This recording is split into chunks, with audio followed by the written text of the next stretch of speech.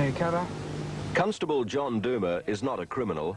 He's a policeman, playing the part of a burglar to demonstrate one of the most commonplace events in Melbourne life.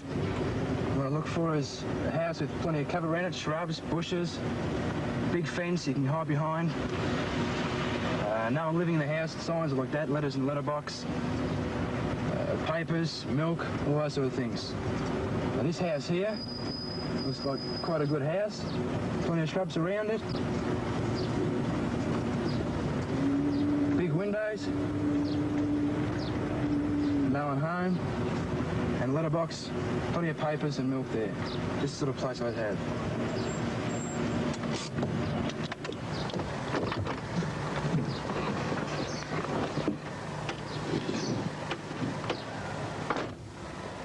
This type of burglary occurs 6 times every hour, 186 times a day, 1,300 a week, or 68,000 times every year. And it's growing. The figures show that home burglaries in Melbourne have reached epidemic proportions. To cope with such a high rate of residential crime so that every incident was satisfactorily investigated would take more police man-hours than any state government can afford. It's a universal problem that is increasing 11% annually in Australia. So a new way has to be found. Hello, police. I've just come home and I've found my house is being burgled. Could you send someone straight away, please? What shall I do now? In the past, the fight against this sort of crime has mainly started after the offence, and the work has all been left to the police. Certainly looks as though he's got in here anyway. Yes, I left the window open. I thought with the fly wire screen would be enough, and unfortunately it wasn't. He's pushed it in and obviously got in this way. Yeah, you've got to be very careful these days. If you do go out, you want to make sure that you close everything, like the doors, the windows, the whole works. Even with the fly wire screen? Even while that's on here. So simple, it's just a matter of pulling the window, getting the screws out, giving that a shove, it will fall in. Yes, I thought with that sort of window latch it'd be safe, but obviously it's not. No. What brand video was it? It's a National. National. Would you have these serial numbers and the long numbers? I never thought of writing it down. But all that is about to change. These are the frontline signs in the battle against burglary. It's hoped that the Neighbourhood Watch campaign will do what the police have so far been unable to do, and that is cut the alarming rate of burglary in this state. Halfway through 1983, the Neighbourhood Watch experiment began in the Melbourne suburb of Kananook. A target area of 600 homes was chosen for the project.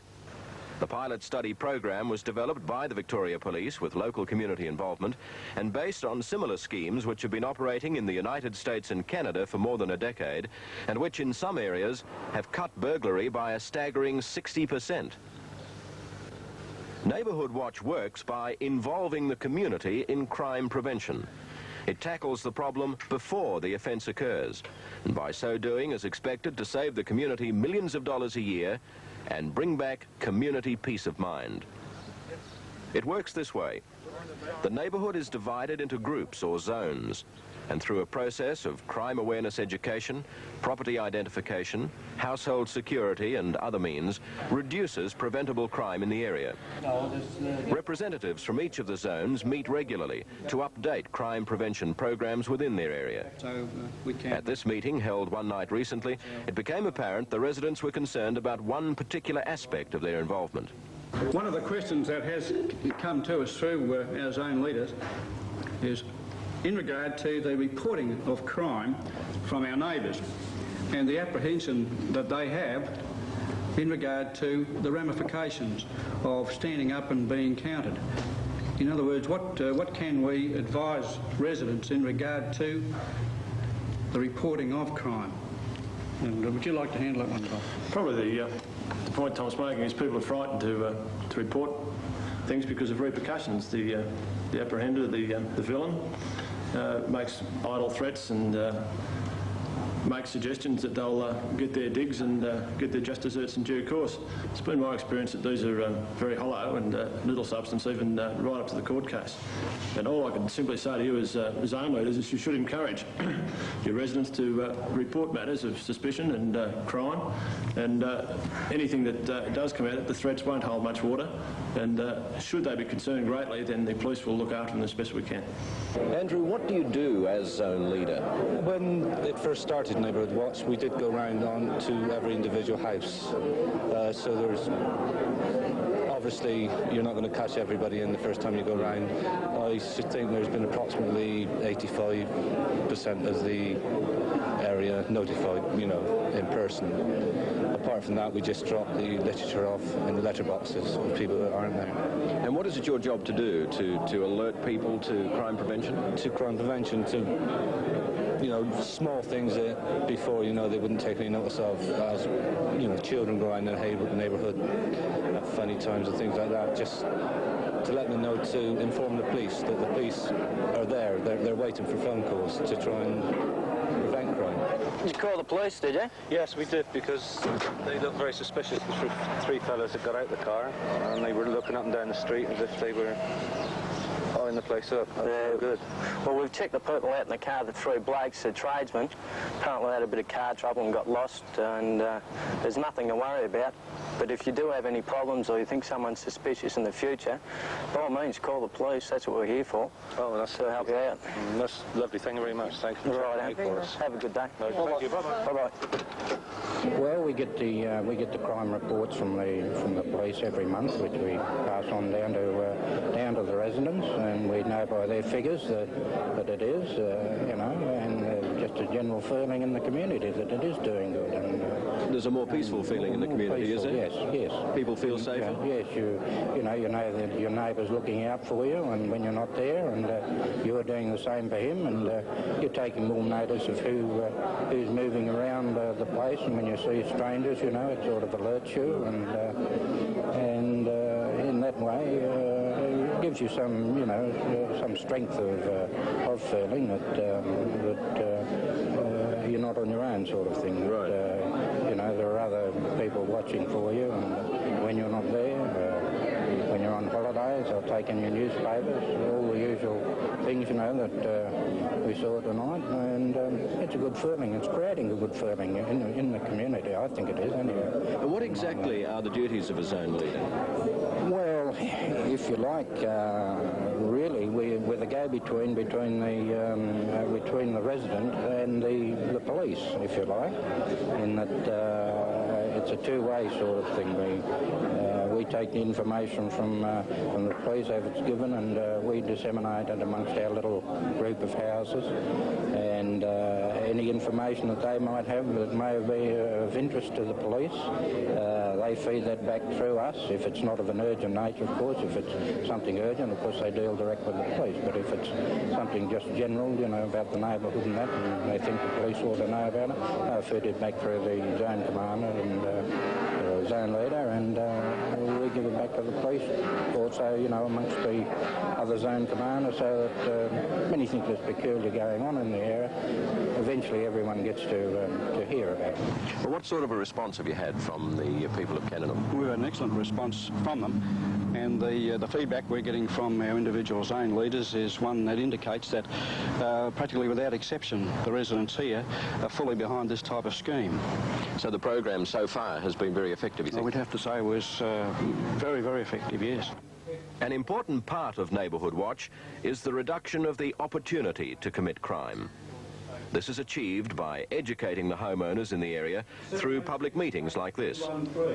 Various experts have been assembled in the local school to answer questions on home security and to give valuable advice on how to make the home less of a target for burglars. Detectives and locksmiths with years of experience and knowledge of the tricks of the trade point out the simple precautions that should be taken in every home.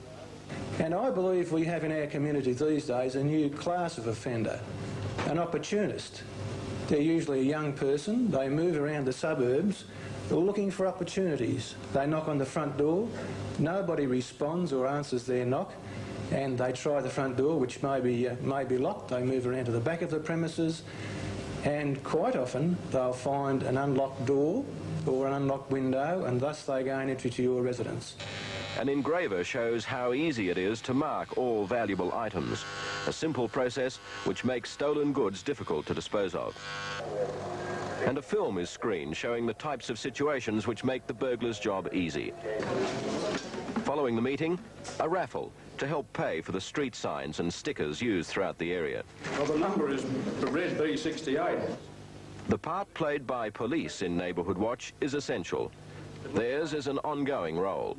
Assuming that Neighbourhood Watch becomes a general crime prevention program in the state, how will the police fit into that then?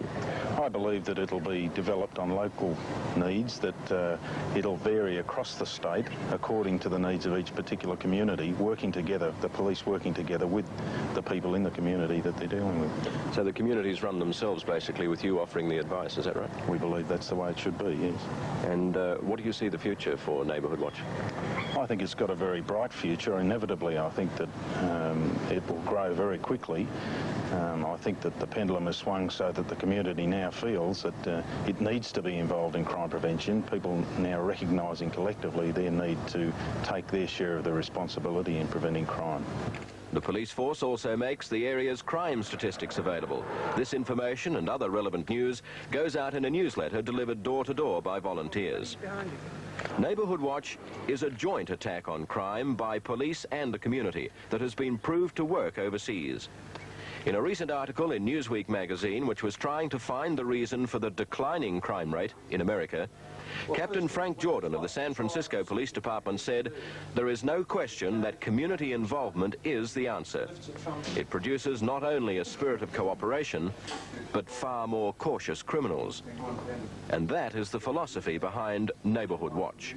The philosophy is that if the community get involved in looking after each other's interests and taking some measures to prevent crime or protect themselves against crime, then it's the police and community working together, and it will reduce crime, and it's about the only way we can successfully prevent this wide epidemic, if you like to call it, of house breakings.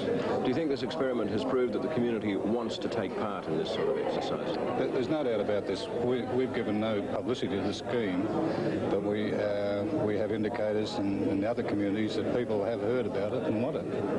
So we know that if we go wider with the scheme, and it is being developed so that we can measure what our requirement is in this area, how much resources we've got to put in, what the level of community concern and their level of participation will be.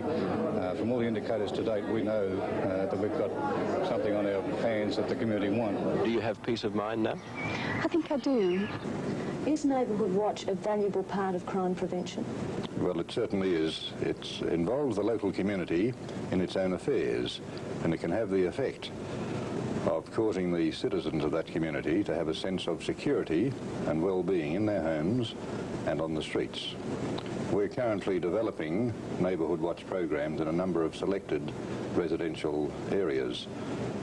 The success of that concept will depend upon the involvement of those local residents in their own community. You had a trial program at Frankston. How successful was that?